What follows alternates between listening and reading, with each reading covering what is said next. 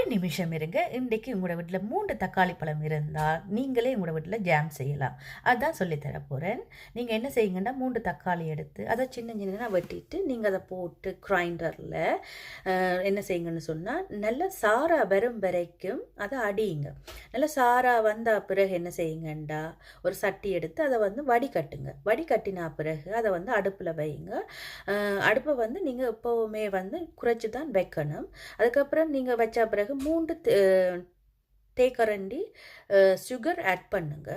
Add பண்ணிவிட்டு நல்ல நான் இதில் செய்கிற மாதிரியே நீங்கள் இந்த வீடியோ பாருங்கள். பார்த்துட்டு நல்லா கிண்டுங்க, கிளறிக்கொண்டே இருங்க. அப்போ இந்த ஜாம் பதம் வரும் வரைக்கும் கிண்டிக்கொண்டே இருங்க. எப்போவுமே அடுப்பை குறைச்சி விடுங்க, கூட்டி வைக்காதீங்க. ஸோ அதுக்கப்புறம் பார்த்தீங்கன்னு சொன்னால் உங்களுக்கு ஜாம் ரெடி ஆயிரும்.